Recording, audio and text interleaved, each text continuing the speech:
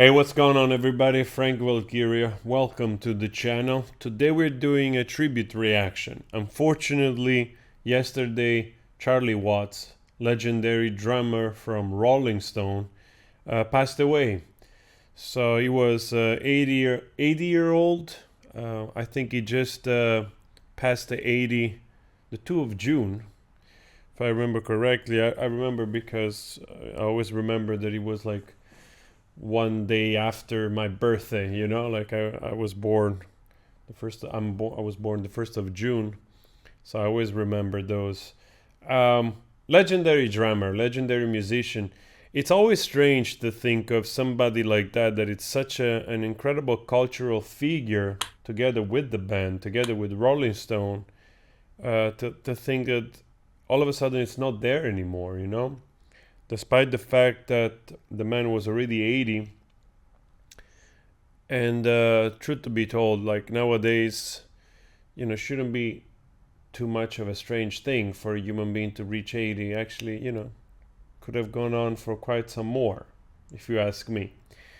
Um, what a character. The whole band, like a band like Rolling Stones, which they've been around forever, and more than that, they've been around playing their music with the commitment to their audience.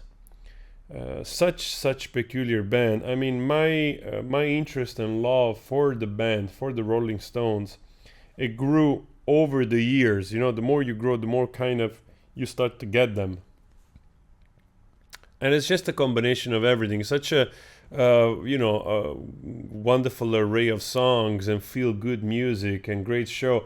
I mean, I really hope. I wish I had seen them once. That there were probably plenty of opportunities, but I don't remember when it was the last time they were around here. So it is strange to see a band that was so committed to their audience, and those are men which they could have retired already long ago. It's not something like that they need to make the cash or whatever. They already, everything they've done up to the 90s, or so, it would have been already plenty for 10 lives, in my opinion. But still, they went on, and then just kept playing, and just bringing the music around that it felt almost for granted.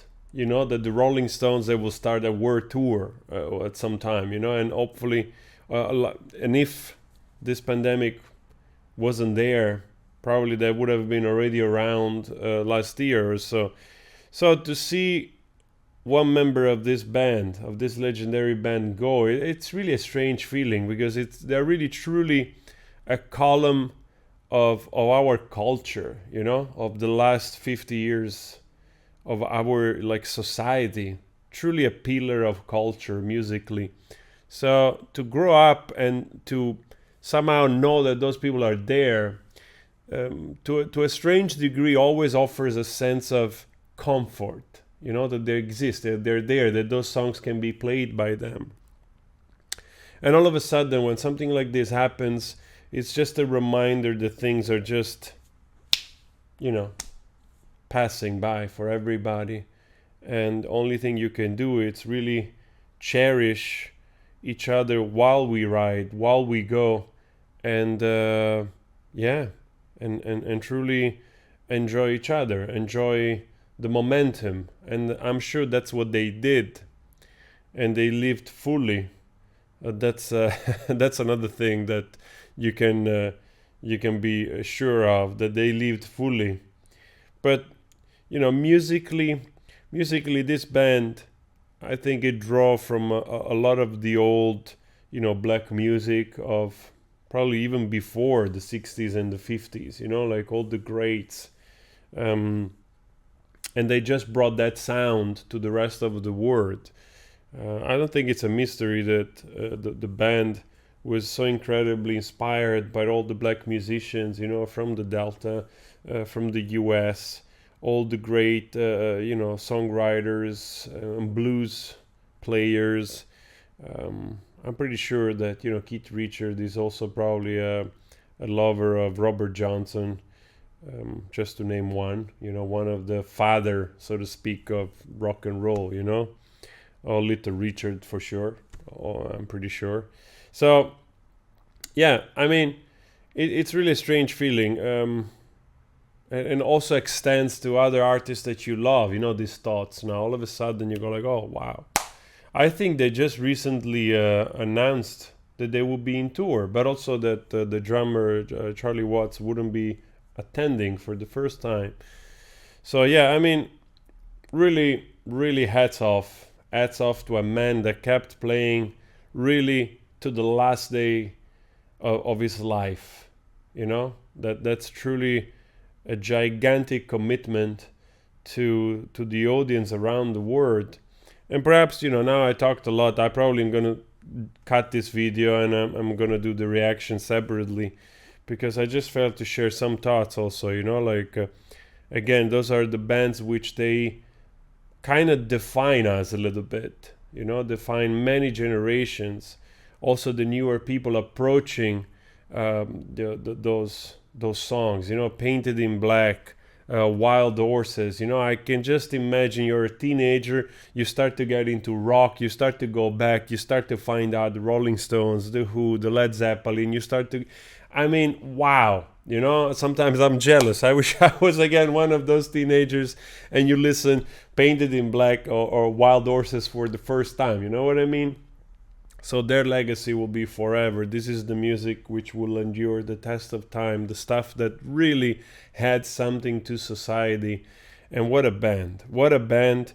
They will, you know, I know that they were going in tour with the different drummers, so the Rolling Stones will still, you know, with Mick Jagger and Keith Richard, and I forgot the other guy name. I always forget. I apologize.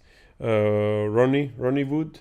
They just go around and do what they do, and I wish them health, and I wish for them to keep going on for longer and longer.